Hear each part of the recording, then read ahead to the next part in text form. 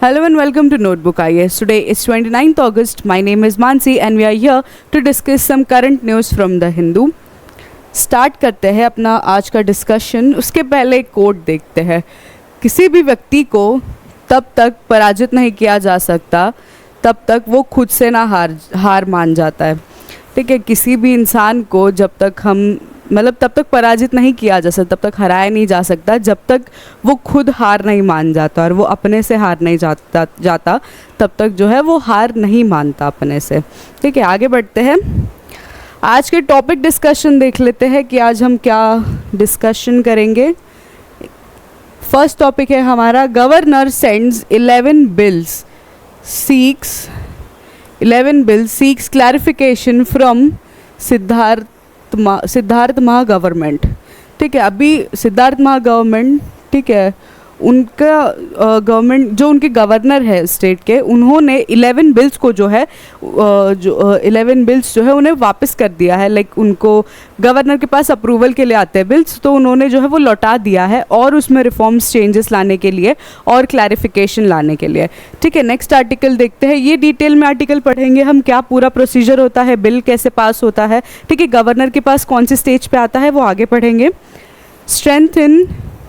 strengthens Malappiraya Dam instead of building a new one, says Sreedharan. ठीक है, श्रीधरन जो है, श्रीधरन सर जो है, आगे पढ़ेंगे उनका क्या इम्पोर्टेंस है. उन्होंने ये बोला है कि ये जो डैम है मल्लापेरियारे डैम जो है उसको रादर स्ट्रेंथन करो. ठीक है, नया बिल्ड करने से बेटर है कि उसी डैम को रिपेयर करो, उसकी जो लाइफ स्पैन है उसे बढ़ाओ. ठीक है, इतना टाइम से, ट्रेडिशनल टाइम से वो चला आ रहा है. ठीक है, 100 साल पुराना ये डैम है, उसी को रिपेयर करके रिनोवेट करके जो है हम नया डैम बना सकते हैं. ठीक है, आगे पढ़ेंगे, इसके अच्छे से डिटेल में पढ़ेंगे क्या है पूरा article. Jail is exception, bail is the norm even in money laundering cases, says supreme court. Supreme court ने एक स्टेटमेंट बताया है, सुप्रीम कोर्ट ने हमें बताया है रिसेंटली कि jail is exemption, bail is norm even in money laundering case. जो ये फ्रेज जो यूज़ होता है, ठीक है, ये फ्रेज जो है वो मनी लॉन्ड्रिंग के लिए भी यूज़ हो सकता है. ठीक है, कब कहा है सुप्रीम कोर्ट ने, किस केस से रिलेटेड कहा है वो हम आगे पढ़ेंगे. Election commission notice to BJP for using child in Haryana poll video. ठीक है, बीजेपी के जो यूनिट है, हरियाणा यूनिट, वहाँ पर इलेक्शन कमीशन ने उनको नोटिस भेज दी है. क्यों नोटिस भेज दी है? क्योंकि उन्होंने जो है बच्चों को जो है वीडियो में अपने लिया है. क्या है पूरा आर्टिकल, क्यों ये नोटिस भेजी गई, क्या है इस नोटिस का इंपॉर्टेंस, वो हम आगे देखेंगे आर्टिकल में. जन धन योजना पर्सोनिफाइज डिग्निटी एम्पावरमेंट, प्राइम मिनिस्टर. अब जन धन योजना जो है उसके बारे में प्राइम मिनिस्टर ने कुछ बोला है कि पर्सोनिफाई करती है डिग्निटी को और एम्पावरमेंट को. ठीक है, ये चीज़ क्यों बोली है, किस वजह से बोली है, हम आगे पढ़ेंगे. और अभी क्यों इस स्कीम का जो है वो स्कीम का जो है देखा जा रहा है, स्कीम क्यों अभी न्यूज़ में है वो भी हम देखेंगे. Centre offers discussion with union on labour code. अब सेंटर ने जो लेबर यूनियंस है उनको ऑफर करा है कि हम कम्युनिकेट करते हैं लेबर लॉस के ऊपर, लेबर कोड्स के ऊपर. क्या है लेबर कोड्स के, क्या कम्युनिकेशन है ये, क्यों ये अब कम्युनिकेशन एस्टैब्लिश करने की कोशिश करी है सेंटर, वो भी हम आगे पढ़ेंगे. Further transmission of Chandipura virus possible in coming weeks, warns WHO ने एक वार्निंग जो है हमारे सामने रखी है कि चंद्रीपुरा वायरस जो है वो और उसका वाइड स्प्रेड हो सकता है. ठीक है, वार्निंग्स क्या है WHO से क्या वार्निंग्स मिली है और कहाँ चंद्रीपुरा वायरस देखा जाएगा, कहाँ उसका इन्फ्लुएंस होगा, चंद्रीपुरा वायरस अपने में क्या है, कैसे फैलता है, वो सब हम आगे पढ़ेंगे इस आर्टिकल में. SEBI flagships pattern in some SME founders rigging stocks. ठीक है, SME फाउंडर्स जो स्मॉल माइक्रो एंटरप्रेन्योरशिप के जो फाउंडर्स है उनके अगेंस्ट जो है वो पेटेंट्स उनके रेंजिंग स्टॉक्स के अगेंस्ट पेटेंट्स जो है वो फ्लैग किए हैं सेबी ने. क्या है पूरा आर्टिकल देखेंगे क्यों ये हुआ है. NCARE sees software economic outlook. NCARE के बारे में देखेंगे, सॉफ्टवेयर इकोनॉमिक आउटलुक क्या है वो भी देखेंगे. क्या पूरा आर्टिकल है हम आगे देखेंगे. CCEA clears 12 industrial parks across 10 states. ठीक है, CCEA ने 12 इंडस्ट्रियल पार्क्स जो है उसे क्लियरेंस दी है। क्यों क्लियरेंस दी है वो हम आगे पढ़ेंगे, कहाँ कहाँ ये दी है क्लियरेंस, इंडस्ट्रियल पार्क्स क्या होते हैं वो भी पढ़ेंगे हम आगे। The para Olympic opens in the city of light. ठीक है, पैरा ओलंपिक जो है अभी हमने थोड़े दिनों पहले देखा था कि 2024 के ओलंपिक्स जो है ओलंपिक्स हो गए हैं, पेरिस में हुए थे ये, अब जो है पैरा ओलंपिक स्टार्ट होने वाले हैं। कहाँ होंगे, क्या कितना पार्टिसिपेशन होगा इंडिया का, उसकी हिस्ट्री भी जानेंगे हम आगे। ठीक है, तो डिटेल डिस्कशन स्टार्ट करते हैं।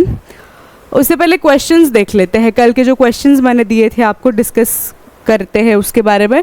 Consider the following statement about OPEC. कल ओपेक न्यूज़ में था, ओपेक प्लस कंट्रीज जो है वो न्यूज़ में थी।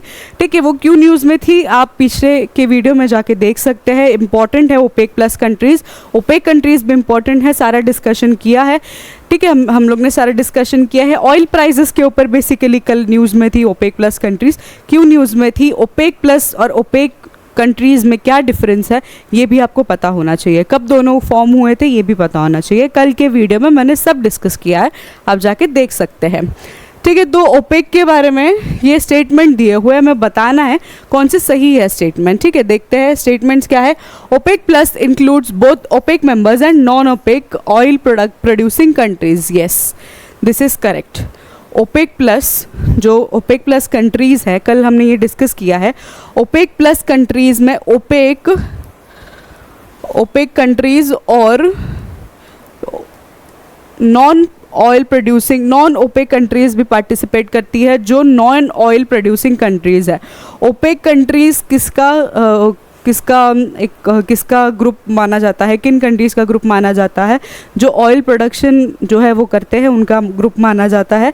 ठीक है, और ओपेक प्लस जो कंट्रीज़ है वो ऑयल प्रोड्यूसिंग कंट्रीज़ प्लस जो नॉन प्रोड्यूसिंग कंट्रीज़ है जो जुड़ना चाहती है ओपेक के साथ में, अपना इन्वॉल्वमेंट देना चाहती है, वो ओपेक प्लस कंट्रीज़ में शामिल होती है। ठीक है, तो ये फर्स्ट स्टेटमेंट सही हो जाता है। OPEC plus was formed in response to 2008 global financial crisis. No, this is wrong, ये नहीं हुआ था। फाइनेंशियल क्राइसिस की वजह से ओपेक प्लस नहीं फॉर्म हुए थे। ओपेक प्लस कंट्रीज़ कब फॉर्म हुई थी, 2016 में। ठीक है, OPEC plus aims to stabilize global oil prices through coordinated production and cut और increase. Yes, this is true. OPEC plus countries जो है वो ऑयल प्राइसेस स्टेबलाइज करने की कोशिश करती है ग्लोबल लेवल पे। ठीक है, तो सही आंसर क्या हो जाता है, फर्स्ट और थर्ड, बी हमारा सही आंसर हो जाता है।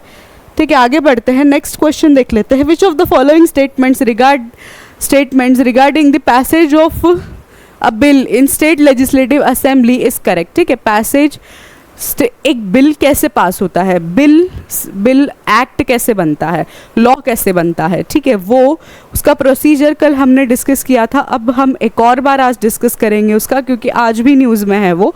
ठीक है, तो वो टॉपिक बैकग्राउंड वही न्यूज़ में है, टॉपिक अलग है।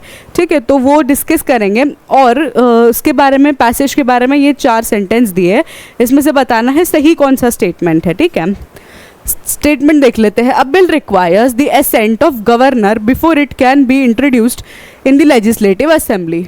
अ bill can become a law only after it is passed by both the legislative assembly and legislative council. No, this is not correct. आगे देखते हैं। A money bill can be introduced only in legislative assembly. Yes, this is correct.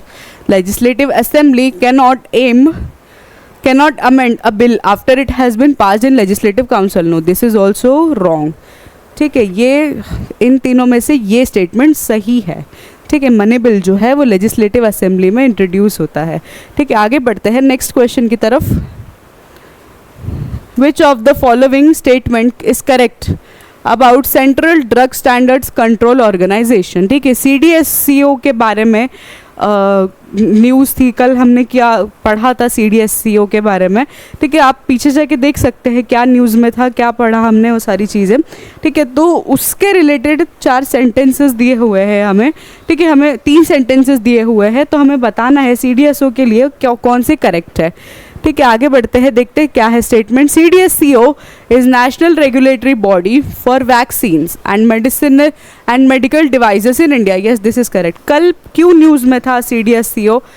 कल news में इस वजह से था कि जो कोविड-19 की जो वैक्सीन्स डेवलप हो रही है, ठीक है, उसको जो है मतलब इंजेक्शंस के थ्रू लेस पेनफुल कोविड-19 की वैक्सीन्स जो है वो डेवलप हो रही है, उसकी वजह से CDSCO जो है वो न्यूज़ में था कल। CDSCO functions under the Ministry of Health and Family Welfare. This is also correct. CDSCO is responsible for approving new drugs and regulating clinical trials here. This is also correct. तो तीनों statement सही होते हैं, तो सही है हमारा D। ठीक है, आगे बढ़ते हैं। आज का डिटेल डिस्कशन की शुरुआत करते हैं। फर्स्ट हमारा आर्टिकल कौन सा है? Governor sends back 11 bills, seeks clarification from Siddaramaiah government. अब कर्नाटका का जो गवर्नर है, ठीक है, कर्नाटका के जो गवर्नर है, उन्होंने क्या किया है, उन्होंने जो है 11 बिल्स जो है वो वापस भेज दी है क्लैरिफिकेशन के लिए, ठीक है, कि उसमें और चेंजेस आएंगे और जो है बदलाव लाने चाहिए उसमें, और उसके ऊपर डिबेट्स होनी चाहिए, डिस्कशन होनी चाहिए, ठीक है। इस वजह से जो है 11 बिल्स जो उन्होंने जो है वो वापस कर दिए गए हैं। कर्नाटका गवर्नमेंट जो अभी पावर में है, उनका ये कहना है कि ये जो है हमारी गवर्नमेंट को थोड़ा सा डिसॉल्व करने की, या फिर हमारी गवर्नमेंट को जो है वो कम क्वालिटी जो है वो दिखाने की कोशिश कर रही है गवर्नर के थ्रू, बट ऐसा कुछ नहीं है। गवर्नर अपना ये चीज़ करके, अब ये एक स्टेप उठा के गवर्नर ने ये साबित किया है कि जो लेजिस्लेटिव प्रोसेस है वो जो है ट्रांसपेरेंट होना चाहिए, वो जो है वो बहुत कॉन्स्टिट्यूशनल वेज में होना चाहिए, ठीक है। कॉन्स्टिट्यूशनल के रूल्स को, कॉन्स्टिट्यूशन के जो रूल्स है उसे मद्देनज़र रखते हुए होना चाहिए, ये गवर्नर का कहना है, ठीक है। तो जो बिल रिटर्न किए गए हैं उसमें बिल्स रिलेटेड थे कॉर्पोरेट सोसाइटीज़ के ऊपर, ठीक है, कॉर्पोरेट सोसाइटीज़ से रिलेटेड अमेंडमेंट्स के ऊपर, रिलीजियस एम्पावरमेंट्स के ऊपर, ठीक है, जो गवर्नमेंट की पॉलिसी जो है वो इनिशिएट करते हैं, ठीक है, इनिशिएट करने के लिए क्रूशल है, ठीक है। तो ये कर्नाटका के चीफ मिनिस्टर सिद्धार्थ महा विद गवर्नर थावरचंद गहलोत, ठीक है, ये थावरचंद गहलोत और कर्नाटका के CM हैं, ठीक है। आगे बढ़ते हैं, नेक्स्ट आर्टिकल देखते हैं। इसमें अभी हमें ये देखना है और कि जो प्रोसीजर क्या होता है, कोई भी बिल जब पास होता है या फिर बिल जब इंट्रोड्यूस होता है लेजिस्लेटिव असेंबली में, तो उसका क्या प्रोसीजर होता है, ठीक है, वो हम देखते हैं। पहला introduction, a minister member of assembly MLA introduces the bill in assembly, ठीक है। अगर मिनिस्टर इंट्रोड्यूस करता है वो बिल को तो वो गवर्नमेंट बिल माना जाता है, ठीक है। अगर मिनिस्टर्स के थ्रू इंट्रोड्यूस होता है वो बिल तो वो गवर्नमेंट बिल होता है, और अगर MLA इंट्रोड्यूस करता है वो बिल तो वो प्राइवेट मेंबर्स बिल हो जाता है, ठीक है, प्राइवेट मेंबर बिल जो है उसे बोल दिया जाता है। Ministers must have written notice of the assembly secretariat at least before 7 days, ठीक है। एक रिटर्न रिक्वेस्ट जो है सेक्रेटरी जो होते हैं लेजिस्लेटिव असेंबली के, उनके पास जो है वो जानी चाहिए कि हम ये जो बिल है वो आगे अगले आने वाले 7 दिनों में या फिर नेक्स्ट 7 days के बाद में जो है वो इंट्रोड्यूस करने की कोशिश करेंगे लेजिस्लेटिव असेंबली में, तो आपका अप्रूवल चाहिए, हमें ये रिक्वेस्ट जो है वो सेक्रेटरीट को देनी चाहिए, ठीक है, परमिशन लेनी चाहिए उनसे सेक्रेटरीट से, फिर आगे जो है वो बढ़ाया जाता है। फिर क्या होता है, after the bill is introduce it is published in gadget, ठीक है, गैजेट में वो पब्लिश्ड होता है बिल, ठीक है, गैजेट के तौर पे पब्लिश होता है बिल। और जो है फिर उसके बाद क्या होता है, उसके बाद डिबेट्स होती है लेजिस्लेटिव असेंबली में, जैसे देखा होगा आपने, ठीक है, उसके रिकॉर्डिंग्स वगैरह ऑनलाइन होते हैं, यूट्यूब वगैरह पे जो है वो देखा जाता है। तो जब डिबेट्स होते हैं, ठीक है, तो डिबेट्स में अपोजिशन और जो रूलिंग पार्टी होती है उन दोनों जो है सारे बैठे जाते हैं, सारे मेंबर्स बैठे जाते हैं, डिबेट करते हैं उसका क्या बैकड्रॉप्स होंगे, और अगर वो बिल इंट्रोड्यूस हो गया तो क्या उससे डिफ़िकल्टीज़ होंगी, क्या अच्छी बातें होंगी कि नहीं होंगी, सपोर्ट जो है वो जाहिर करते हैं अपना कि कौन जो है वो इस बिल के फॉर है और अगेंस्ट है, ठीक है, ये डिबेट में होता है। उसके बाद वोटिंग होती है, वोटिंग में वही मैंने जो बोला कि वोट किया जाता है फॉर और अगेंस्ट में, ठीक है। मेजॉरिटी जब होती है तब ये बिल जो है वो पास होता है, मेजॉरिटी ऑफ वोट्स जब होता है तब बिल जो है वो आगे पास किया जाता है, सेकेंड चेंबर में जाता है फिर bill. The bill is then send to legislative council, फिर सेकेंड चेंबर मतलब लेजिस्लेटिव काउंसिल में ये बिल जाता है, ठीक है। लेजिस्लेटिव काउंसिल जो है इस बिल को वापस भी भेज सकती है, मतलब पूरी तरीके से उसको खारिज भी कर सकती है, और वापस भेज के ये भी बोल सकती है कि इसमें अमेंडमेंट लाइए, अमेंडमेंट कुछ ला के फिर हम आगे इसे पब्लिश करेंगे, या लेजिस्लेटिव काउंसिल खुद अमेंडमेंट्स करके जो है वो आगे पास कर सकती है। ठीक है, ये लेजिस्लेटिव काउंसिल का एक फंक्शन है, जो इम्पॉर्टेंट फंक्शन है, ये याद रखना है आपको। ठीक है, उसके बाद ये सब कुछ करने के बाद क्या होता है कि गवर्नर के पास जाता है, गवर्नर्स असेंट पाने के लिए। ठीक है, तो गवर्नर इसको अप्रूव करते हैं, तब जो बिल है वो लॉ एक्ट बन जाता है। ठीक है, आगे बढ़ते हैं। ये पूरा प्रोसीजर है, ये प्रोसीजर के ऊपर क्वेश्चंस पूछे जा सकते हैं, प्रोसीजर पता होना चाहिए आपको। वैसे यूपीएससी के स्टूडेंट हो या कोई भी कॉम्पिटिटिव एग्जाम के स्टूडेंट हो, उनको तो ये प्रोसीजर पता ही होना चाहिए कि कोई बिल कैसे लॉ बनता है। ठीक है, आगे बढ़ते हैं, नेक्स्ट आर्टिकल देख लेते हैं। strengthen Malaparai Dam instead of building a new one, says Sreedharan. ठीक है, अब ये ई श्रीधरन जो है, ठीक है, इन्हें मेट्रो मैन भी बोला जाता है। ठीक है, ई श्रीधरन जो है, इन्हें मेट्रो मैन बोला जाता है। इन्होंने एक सजेशन दिया है कि जो डैम कंस्ट्रक्ट होने वाला था, ठीक है, जो न्यू डैम कंस्ट्रक्ट होने वाला था, उसके जगह पर ये जो पुराना डैम है मुलापेरियर डैम जो है उसे ही रेनोवेट करके जो है हम यूज़ कर सकते हैं।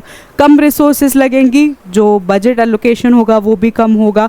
ठीक है, प्राइस में थोड़ी वो हो जाएंगी। ठीक है, कॉस्ट एफिशिएंट होगा। और दूसरी बात क्या होगी कि ये ऑलमोस्ट 136 ईयर्स से जो है वो चलता आ रहा है, 126 ईयर्स से ये डैम जो है वो कंस्ट्रक्टेड है। थोड़ा कुछ डैमेज हुआ है बस डैम में, बाकी चीज़ें ठीक है। तो उस डैमेज को रिपेयर करके जो है हम का भी काम चला सकते हैं, और लाइफ स्पैन जो है वो 50 साल तक इसका इंक्रीज़ हो जाएगा अगर रेनोवेट करके अगर उसको यूज़ करना चाहे तो। ठीक है, तो नए डैम के कंस्ट्रक्शन में वक्त जाएगा, पैसा जाएगा, रिसोर्सेज जाएंगे, और वेदर कंडीशंस भी ऐसी होती है कि कभी कभी रुक जाना पड़ता है वेदर कंडीशंस की वजह से।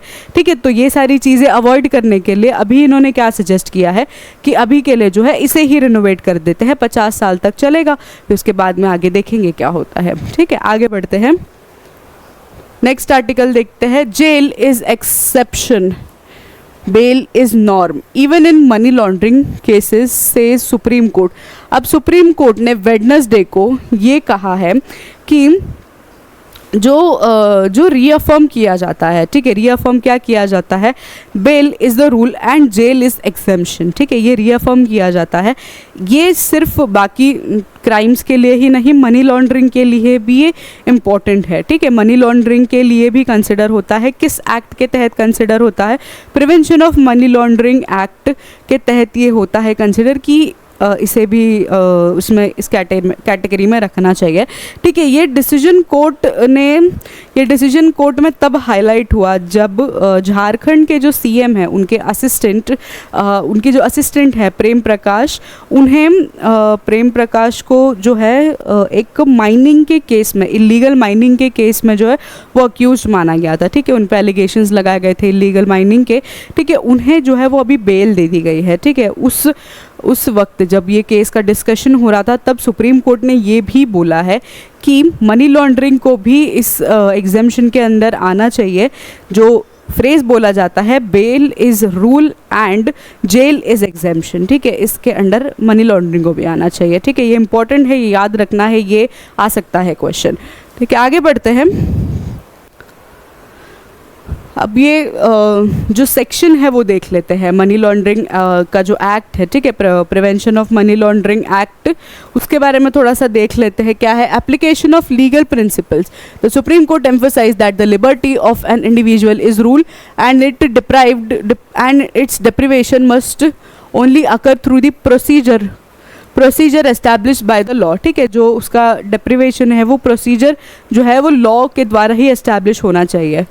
This principle applies even under the stagnant law like PMLA, which traditionally imposes stricter conditions for bail. Section 45 PMLA, ठीक है, इसका जो prevention of money laundering act का जो सेक्शन 45 है वो देखते हैं क्या है। The court clarified that the twin condition under section 45 of PMLA which makes bail difficult to obtain do not override the fundamental principle that bail should generally be granted unless specific conditions justified continued detention।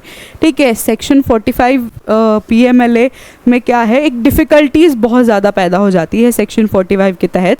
तो court ने ये बोला है कि bell तो जो है वो मिल जानी चाहिए आसानी से। ठीक है, आसानी से भी नहीं, अगर एक्सेप्शनल कंडीशंस है तो उसमें लुक इनटू करना चाहिए। बट अगर नॉर्मल कोई है, नॉर्मल केस जो है, अगर नॉर्मल स्टैंड पे कोई केस है तो उसके लिए बेल जो है वो ग्रांट हो जानी चाहिए। ठीक है, ये कहना है सुप्रीम कोर्ट का। Judicial precedents, the decisions cited the Supreme Court's earlier judgment in the case involving Manish Sisodia where similar principles were applied, highlighting consistency in the courts approach towards bail in economic offence. जो दिल्ली का case हुआ था, ठीक है, Delhi liquor case हुआ था, उसमें मनीष सिसोदिया जी को जो है वो इन्वॉल्व माना गया था। तो उसमें भी जो है सुप्रीम कोर्ट का ये कहना था उस केस में भी। ठीक है, आगे बढ़ते हैं, नेक्स्ट आर्टिकल देखते हैं। नेक्स्ट आर्टिकल क्या कहता है, election commission notice to BJP for using child in Haryana poll video. अब इलेक्शन कमीशन ने, जो हरियाणा यूनिट है, ठीक है, इलेक्शन कमीशन ने नोटिस इशू करी है बीजेपी के हरियाणा के यूनिट को। ठीक है, क्यों नोटिस इशू करी है, क्योंकि उनके द्वारा जो है वो बच्चों का इस्तेमाल करते हुए देखा गया इलेक्शन कैंपेन में। ठीक है, वीडियो एक सरफेस हुआ था उनके बीजेपी के हैंडल से। ठीक है, वो वीडियो में बच्चे भी इन्वॉल्व थे और इलेक्शन कमीशन की ये स्ट्रिक्ट गाइडलाइंस है कि बच्चों को इस सब से दूर रहना चाहिए। बच्चों को जो है कोई भी कैंपेनिंग वीडियोस या फिर कोई भी स्लोगन शाउटिंग में या फिर कोई भी रैलीज़ में या फिर और जैसे पैम्फलेट्स वगैरह बंटते हैं उसमें तक जो है बच्चे इन्वॉल्व नहीं होने चाहिए। ये गाइडलाइंस इलेक्शन कमीशन ने बहुत पहले ही जो है वो बता दी गई थी, इस्टेब्लिश कर दी गई थी, बट इसका फॉलो नहीं हुआ है, ये फॉलो नहीं हो पाया।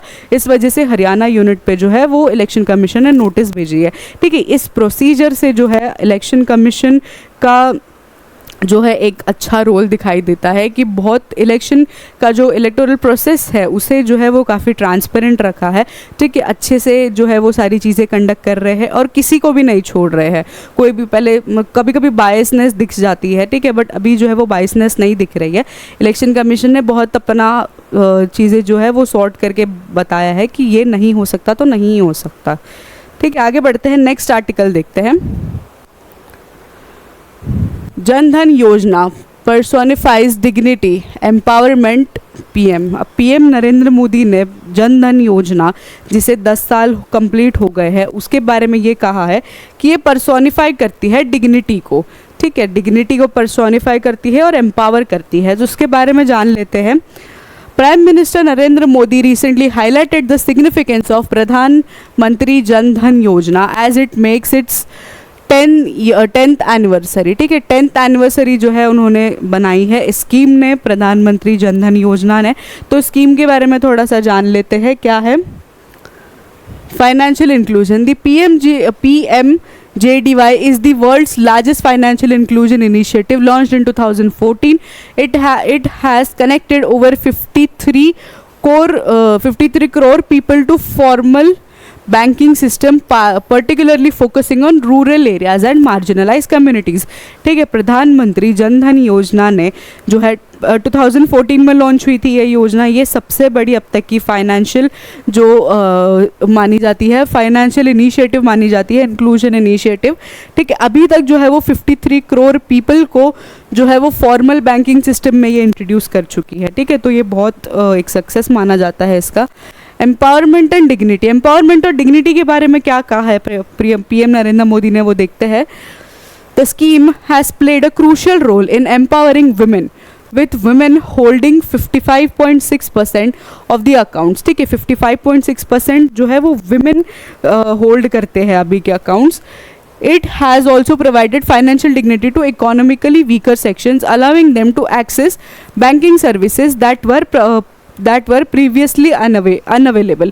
ठीक है, बैंकिंग सर्विस जो वीकर सेक्शन क्लास है, ठीक है, वीकर क्लास जो है उन्हें जो है वो बैंकिंग सेक्टर को यूज़ करने की, बैंकिंग सेक्टर से एसोसिएट होने की जो जो सारे नॉर्म्स है वो प्रोवाइड करा दिए गए हैं, ठीक है। विमेन के लिए भी बहुत इंपॉर्टेंट माना गया है, ठीक है। Through banking system banking services जो है उन्हें प्रोवाइड कर दी गई है, अलावेंस दिया गया है, ठीक है। डिजिटल का economy The scheme has significantly contributed to the digital economy. The insurance of 36.14 crore RuPay cards have driven a surge in digital transaction, ठीक है। कितना 36.14 crore RuPay cards have driven a surge in digital transaction, ठीक है। 36.14 crore जो transactions है, ठीक है, रुपए के crore ट्रांजैक्शंस है वो दिखाई दिए हैं हमें, ड्रिवन करते हैं सर्ज इन डिजिटल ट्रांजैक्शन, डिजिटल ट्रांजैक्शन के थ्रू हुआ है, ठीक है। तो ये पीएम नरेंद्र मोदी पीएम योजना जो है जनधन योजना, उसके बारे में है बताया गया है। उसकी 10th एनिवर्सरी कंप्लीट हुई है, 10th एनिवर्सरी हुई है, इस वजह से वो न्यूज़ में है और प्राइम मिनिस्टर नरेंद्र मोदी ने अपने विचार भी इस पे प्रस्तुत किए हैं, ठीक है। ये इसका क्रक्स है, ठीक है। आगे देखते हैं अगला article. Centre offers discussion with union on labour code. अब सेंटर ने जो यूनियन है, ठीक है, लेबर यूनियंस जो है उनके साथ कम्युनिकेट करने का एक ऑफ़र रखा हुआ है, उनके साथ कम्युनिकेट करने का ऑफ़र आगे रखा है। किस बारे में कम्युनिकेशन करना है? लेबर कोड्स के बारे में, ठीक है। अब 4 लेबर कोड्स जो है वो 2019 और 2020 में जो है वो एस्टैब्लिश कर दिए गए थे, ठीक है, पास कर दिए गए थे, बट वो इम्प्लीमेंटेशन अभी तक नहीं हो पाया था सही से, ठीक है। वो 4 जो कोड्स था उसका इम्प्लीमेंटेशन अभी तक नहीं हो पाया, उसी के वजह से जो है काफ़ी प्रोटेस्ट देखे गए, ठीक है। लेबर्स में, लेबर कम्युनिटी में, लेबर यूनिट्स में जो है वो काफ़ी प्रोटेस्ट देखे गए। तो अभी जो है इस चीज़ को, सिचुएशन को देख के सेंटर ने जो है वो लेबर यूनिट्स को बोला है कि आप कम्युनिकेशन करने के लिए आइए, बैठ के डिस्कस करते हैं क्या कैसे इस्टेब्लिश कर सकते हैं हम ये 4 जो लेबर कोड्स है उसे, ठीक है। तो इम्प्लीमेंटेशन प्रोसेस के लिए एक ये बेनिफिशियल चीज़ मानी गई है कि बैठ के जब बात होगी तो इम्प्लीमेंट भी कर दिया जाएगा, ठीक है। 4 लेबर कोड्स जो एस्टैब्लिश हो गए थे, ठीक है, पास हो गए थे, वो किससे रिलेटेड थे? तो पहले तो थे ऑन वेजेस, ठीक है, जो वेजेस मिलते हैं, जो सैलरीज मिलती है उसके ऊपर डिपेंडेंट थे। दूसरे इंडस्ट्रियल रिलेशंस के ऊपर डिपेंडेंट थे। तीसरे सोशल सिक्योरिटी पे और ऑक्यूपेशनल सेफ्टी पे रिलेटेड थे, ठीक है। ये 4 कोड जो है वो उसके ऊपर डिस्कशन होंगे, अभी इम्प्लीमेंटेशन भी होगा। इस इम्प्लीमेंटेशन से क्या होगा, जो लेबर को फेयर वेजेस मिलेंगे, वर्क आवर्स जो लेबर्स के होते हैं वो भी कम कर दिए जाएंगे, वो भी फ्लेक्सिबल कर दिए जाएंगे, ठीक है। लेबर को जो है वो मतलब ज़्यादा ही काम करना पड़ता है, वो भी कम वेजेस पे, ठीक है। लेबर का काम आसान नहीं होता, आपको पता है। एक मैंने कहीं पर पढ़ा था कोट कि कोई भी आज के ज़माने में, आज के वक्त जो इंसान 10,000 के लिए जितना काम करता है सुबह से शाम तक, उतना ही काम जो है वो 1 लाख सैलरी पे जो इंसान होता है वो करता है। इवन जो 10,000 के लिए काम कर रहा है उससे और ज़्यादा मेहनत कराई जाती है, ठीक है। धूप में उनको बिठाया जाता है, ठीक है, और चीज़ें कराई जाती है, उनका काम धूप में होता है, ट्रैवल का काफ़ी काम होता है। तो ये चीज़ें हैं आज के वक्त, ठीक है। तो ये जो लेबर कोड्स होने वाले हैं, ये लेबर कोड्स जब एस्टैब्लिश होंगे तो लेबर कम्युनिटी को जो है वो थोड़ी रिलीफ मिलेगी। इस वजह से प्रोटेस्ट हो रहे हैं। प्रोटेस्ट की मांग को जो है वो मद्देनज़र रखते हुए सेंटर ने अपना डिसीजन सुनाया है, ठीक है। आगे बढ़ते हैं, नेक्स्ट आर्टिकल देखते हैं। Further transmission of Chandipura virus possible in coming weeks warns WHO। WHO ने वॉर्न किया है कि चंद्रपुरा वायरस का आउटब्रेक जो है वो हो सकता है अगले आने वाले वीक्स में, ठीक है। तो देख लेते हैं कहाँ आउटब्रेक पॉसिबल है, क्या आउटब्रेक पॉसिबल है। रीसेंट आउटब्रेक कब हुआ था? रीसेंट आउटब्रेक हुआ था Chandrapura virus primarily affecting children has cause significant outbreak इन गुजरात। थोड़े दिनों पहले हमने न्यूज़ देखी थी कि गुजरात में जो है वो सबसे पहले जो है इसका आउटब्रेक देखा गया। चिल्ड्रंस में होता है चंद्रपुरा वायरस। चंद्रपुरा वायरस का नेक्स्ट स्टेज जो है वो, Chandrapura virus basically inflammation of brain होता है, ठीक है। इन्फ्लेमेशन ऑफ ब्रेन टिश्यू होता है, ब्रेन के जो टिश्यूज़ होते हैं वो सूज जाते हैं, इन्फ्लेमेट हो जाते हैं, ठीक है। उससे चंद्रपुरा वायरस जो है वो फैलता है, ठीक है। आगे बढ़ते हैं। Over 50 confirmed cases and several deaths have been reported, making it one of the largest outbreaks in last 2 decades. Last 2 decades का सबसे बड़ा आउटब्रेक चंद्रपुरा वायरस का ये रहा है। 50 से भी ज़्यादा केसेस अब तक डिटेक्ट हो गए हैं, बहुत सारे डेथ्स भी हो चुके हैं। डेथ का काउंट अभी तक प्रॉपर नहीं पता है हमें, Transmission corner. The World Health Organization has warned about the potential for further transmission, especially due to favorable monsoon conditions that increase the pollution of sand flies, the primary vector of virus. ठीक है, sand flies जो होती है, sand flies Chandrapura virus का जो है main vector है उसका, ठीक है, वहीं से जो है चंद्रपुरा वायरस का आउटब्रेक भी हुआ है, वहीं से जो है चंद्रपुरा वायरस फैलता भी है। तो आप अपने घरों को क्लीन रखिए, ठीक है, हाइजीन वाली जगह पर रहिए, और अगर आपको कोई सिम्टम्स दिखते हैं चंद्रपुरा वायरस के तो आप जाके जो है नियर डॉक्टर को जो है वो कंसल्ट करिए, डायग्नोसिस लीजिए, ठीक है, ट्रीटमेंट कराइए अपना। Symptoms and impact. The Chandipura virus leads to acute encephalitis syndrome. ठीक है, acute encephalitis syndrome मतलब वही जो मैंने बताया कि ब्रेन टिश्यू जो है वो स्वेल हो जाता है। acute encephalitis जो चिल्ड्रन में देखा जाता है वो इसका प्राइमरी सिम्टम है। Characterized by sudden fever, vomiting and neurological symptoms. ठीक है, न्यूरोलॉजिकल सिम्टम्स, सडन फीवर और वॉमिटिंग, ये इसके बेसिक सिम्टम्स हैं। आगे बढ़ते हैं। It can rapidly progress to death if not managed properly. ठीक है, अगर ये मैनेज नहीं हुआ सही से, ये डायग्नोसिस इसकी नहीं हुई तो इसको जो है ये डेथ में भी कन्वर्ट हो सकता है। ठीक है, इसके सिम्टम्स जो है वो याद रखिए, ट्रांसमिशन कंसर्न भी याद रखिए। ठीक है, सैंड फ्लाइज से होता है ये ट्रांसमिट। गवर्नमेंट का रिस्पॉन्स क्या है? The Indian government through Ministry of Health and Ministry of Health is actively monitoring the situation. A central team has been dispatched to affected areas to coordinate with the state authorities and implement control measures. ठीक है, government initiative क्या लिया गया है कि जहाँ पर ये आउटब्रेक देखा जा रहा है, जहाँ पर वाइड स्प्रेड केसेस देखे जा रहे हैं चंद्रपुरा वायरस के, वहाँ पर जो है टीम भेज के जो है वो क्या इसमें इम्प्लीमेंटेशन कर सकते हैं, ठीक है, क्या नेसेसरी रिसोर्सेज लगेंगी, वो सब कुछ का डिस्कशंस हो रहा है। ये गवर्नमेंट का इनिशिएटिव है। ठीक है, आगे बढ़ते हैं। नेक्स्ट आर्टिकल देख लेते हैं। SEBI flags patterns in some SME founders raising stocks. ठीक है, स्मॉल फर्म्स ह्यूज कंसर्न, इसके बारे में देखते हैं क्या है पूरा आर्टिकल। SEBI's observation. अब सेबी ने क्या ऑब्जर्व किया है? ठीक है, जो small securities and securities and exchange board of India has identified concerning patterns where SME founders are allegedly involved in manipulating their company stock prices post listing on the SME platform. ठीक है, SME platform में जब small companies होती है, ठीक है, उनके जो फाउंडर्स हैं वो जो प्राइस है स्टॉक्स का वो मैनिपुलेट करते हुए देखे गए हैं। ठीक है, जब वो लिस्ट हो जाता है स्टॉक, ठीक है, लिस्ट हो जाने के बाद एसएमई पे लिस्ट हो जाता है, एसएमई प्लेटफॉर्म पे लिस्ट होने के बाद जो है वो प्राइस मैनिपुलेशंस करते हुए दिखे गए हैं जो फाउंडर्स है स्मॉल कंपनीज के। आगे देखते हैं मैकेनिज्म ऑफ मैनिपुलेशन। अब ये मैनिपुलेट कैसे कर रहे हैं वो देखते हैं। The alleged manipulation involves artificial inflating stock prices through circular trading where the promoters engage in buying and selling the stocks among themselves or related entities to create a false impression of high demand। ठीक है, अब ये manipulate कैसे कर रहे हैं market को? ये क्या करते हैं कि कुछ अपने जो है वो कुछ ट्रेडर्स को जो है बोल देंगे कि ये स्टॉक खरीद लीजिए। ठीक है, अब समझिए कि नोटबुक आईएएस का स्टॉक समझ लीजिए। ठीक है, नोटबुक आईएएस के स्टॉक के जो फाउंडर्स है वो बोल देंगे कि आप नोटबुक आईएएस का, ट्रेडर्स को बोलेंगे, कुछ स्पेसिफिक ट्रेडर्स को, कि आप जो है इसका नोटबुक आईएएस का स्टॉक खरीदिए, लार्ज अमाउंट में खरीदेंगे तो स्टॉक प्राइस जो है वो ऊपर जाएगा। ठीक है, उसके बाद हाई डिमांड जो है वो ऐसे सर्कुलेट करेंगे कि ये हाई डिमांड में है, इसको खरीद लीजिए, खरीदेंगे तो जो है वो आपको प्रॉफिट मिलेगा लॉन्ग टर्म में। ठीक है, तो ये देखा जा रहा है, ऐसे मैनिपुलेशन टैक्टिक्स जो है वो देखे जा रहे हैं।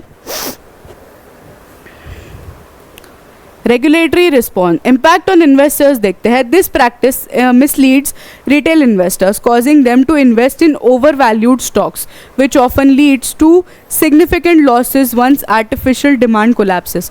ठीक है, आर्टिफिशियल डिमांड जब कोलैप्स हो जाती है, ठीक है, आर्टिफिशियल जब डिमांड जो होती है वो हट जाती है, तो उसके बाद जो रिटेल इन्वेस्टर्स है, ठीक है, उनको जो है वो ऑब्वियस सी बात है, उनको जो है वो लॉस फेस करना पड़ता है. जब आपने सोचा होता है कि ये स्टॉक मुझे इतना देगा, बट वो नहीं दे रहा है, ठीक है, उससे बहुत कम दे रहा है, कम रिटर्न्स दे रहा है, तो ऑब्वियस सी बात है कि आपको जो है वो लॉस फील होगा, लॉस जो है आपको.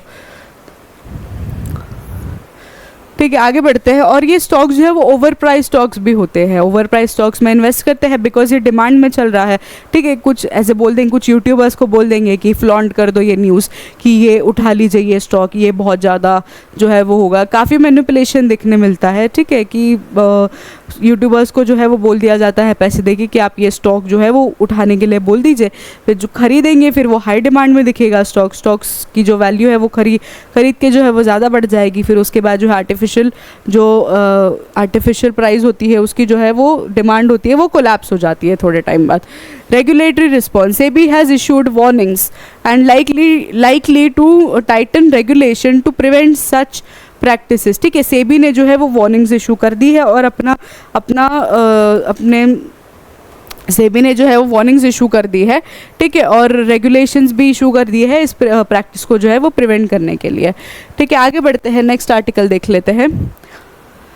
NCAER sees software economic outlook. ठीक है, software economic outlook, national council of applied economic research ने एक सॉफ्टवेयर इकोनॉमिक आउटलुक देखा है. ठीक है, एक सॉफ्टवेयर इकोनॉमिक आउटलुक देखा है. क्या है ये सॉफ्टवेयर इकोनॉमिक आउटलुक, वो देखेंगे हम आगे. इकोनॉमिक आउटलुक क्या है? The national council applied economic research has indicated the softer economic outlook reflecting a slowdown in some key economic indicators for coming months. ठीक है, अगले कमिंग मंथ्स के लिए जो है वो NCAER ने जो है वो सॉफ्टवेयर इकोनॉमिक आउटलुक जो है वो बताया है कि कमिंग मंथ्स में जो है वो सॉफ्टवेयर इकोनॉमिक आउटलुक देखने मिल सकता है. Core inflation concerns, while headline inflation has cooled slightly, core inflation which excludes food and energy prices have shown a marginal uptick. ठीक है, इन्फ्लेशन जिसमें फूड और एनर्जी प्राइसेस जो है वो कंसिडर नहीं होते हैं, उसमें जो है वो थोड़ा सा ऊपर जाते हुए दिखा है इन्फ्लेशन. ठीक है, आगे बढ़ते हैं, नेक्स्ट आर्टिकल देखते हैं. CCEA clears 12 industrial parks across 10 states. ठीक है, CCEA ने जो है cabinet committee on economic affairs ने जो है वो 12 इंडस्ट्रियल पार्क्स जो है वो 12 industrial parks across 10 state, 10 states के अक्रॉस जो है वो अप्रूव कर दिए हैं. क्या है पूरा आर्टिकल देखते हैं. Approval and object. The Cabinet Committee on Economic Affairs has approved the establishment of 12 new industrial parks across 10 states. This initiative is part of a broader strategy to boost industrial infrastructure and promote economic growth across the various regions in India. ठीक है, basically industrial park जो है वो setup करने की बात करी है 10 अलग अलग स्टेट्स में. ठीक है, इससे क्या होगा, इससे जो है वो इकोनॉमी को बूस्ट मिलेगा. ठीक है, इकोनॉमिक ग्रोथ जो है वो इंक्रीज होगी. ठीक है, बजट एलोकेशन जो है एस्टिमेटेड 28,600 करोड़ जो है वो अलोकेट कर दिए गए हैं.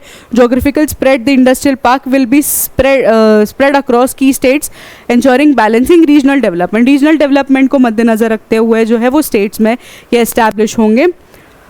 Focus on sustainability, the parks will incorporate green and sustainable practices. ठीक है, ग्रीन और सस्टेनेबल प्रैक्टिसेस जो है वो इनकॉर्पोरेट किए जाएंगे. The para Olympic opens in the city of light. ठीक है, पैरा ओलंपिक्स हमने देखा थोड़े दिनों पहले. ओलंपिक्स जो है पेरिस ओलंपिक्स जो है वो हुआ था पेरिस में 2024 का ओलंपिक्स जो है वो ख़त्म हुए थे. इंडिया को जो है वो इंडिया को जो है वो 6 मेडल्स मिले थे, ठीक है, इंडिया के 6 मेडल्स थे ओलंपिक्स में। अब जो है वो पैरा ओलंपिक्स जो है वो बिगिन होने वाला है, ठीक है। इंडिया को पैरा ओलंपिक्स में भी काफ़ी जो है वो देखा जाता है कि इंडिया पैरा ओलंपिक्स में भी काफ़ी पार्टिसिपेशन दिखाते हैं, ठीक है। थोड़ा पैरा ओलंपिक्स के बारे में देख लेते हैं, ये भी पेरिस में होगा, ठीक है। ओपनिंग सेरेमनी कहाँ होगी? तो Paris para Olympic 2024, making the first time French capital host the event, ठीक है। फ्रेंच का जो कैपिटल है पेरिस, उससे फ्रांस का कैपिटल जो है उस वहाँ पर जो है पहली बार पैरा ओलंपिक्स होने वाले हैं, ठीक है। हिस्टोरिकल सिग्निफिकेंस क्या है? This is the first time para Olympics is being held in Paris, symbolising the significant steps for inclusivity in global sports, ठीक है। ग्लोबल स्पोर्ट्स में इंक्लूसिविटी को ये प्रमोट करता है। Participation and representation, athletes from around the world have gathered to compete across various categories. The event highlights the spirit of resilience and determination among the para athletes. With notable participation from several countries, including a strong Indian contingent, ठीक है। India से भी जो है वो काफ़ी participation दिखाई देता है पैरा ओलंपिक्स में। ग्लोबल इम्पैक्ट क्या है पैरा ओलंपिक्स का? Paris is not just sporting event but platform for promoting awareness about disability rights and importance of inclusive sports, ठीक है। इंक्लूसिव स्पोर्ट्स की इम्पोर्टेंस समझाता है ये पैरा ओलंपिक्स इन पेरिस, और जो डिसेबिलिटी के राइट्स है, ठीक है, वो भी उसे भी समझाता है ये, ठीक है, ये इवेंट जो है। आगे बढ़ते हैं, ठीक है। आज के आर्टिकल्स अब यही समाप्त होते हैं। आज के आर्टिकल्स बहुत इंपॉर्टेंट है, काफ़ी अच्छा डिस्कशन हुआ है आज के आर्टिकल्स का। क्वेश्चन देख लेते हैं कुछ आर्टिकल्स के ऊपर। विच of the following features of प्रधानमंत्री जनधन योजना, ठीक है, इनमें से जनधन योजना के कौन से फीचर्स है, ठीक है, मेन फीचर्स कौन से है वो बताना है। Zero balance savings account, accidental insurance cover, overdraft facility after 6 months of satisfactory operations, ठीक है। इन तीनों में से बताना है कि कौन सा पीएम जनधन योजना का फीचर है। The Chandipura virus is primarily transmitted through mosquito, sandflies, ticks और रोडेंट्स, ठीक है। इनमें से बताना है कि चंद्रपुरा वायरस किससे सबसे ज़्यादा स्प्रेड होता है। अगला क्वेश्चन है, consider the following statements regarding Chandrapura virus. It primarily affects children. Chandipura virus causes encephalitis. It is prevalent in South India, ठीक है। इसमें से बताना है आपको कि क्या आंसर्स है, ठीक है। कमेंट सेक्शन में ज़रूर बताइए।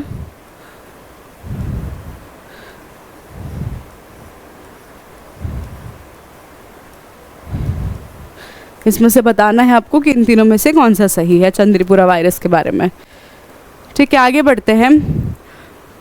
विच of the following labour code includes provision related to gig and platform workers for the first time in India, ठीक है। इनमें से कौन सा लेबर कोड है जो गिग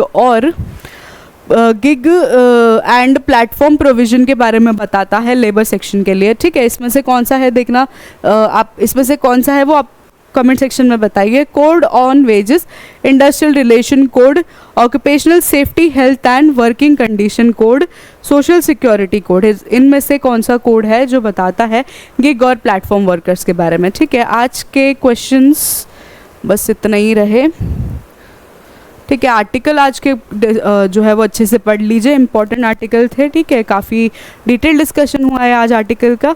आज के लिए बस इतना ही, कल एक बार फिर मिलेंगे करंट अफेयर्स की न्यूज़ के साथ में। धन्यवाद।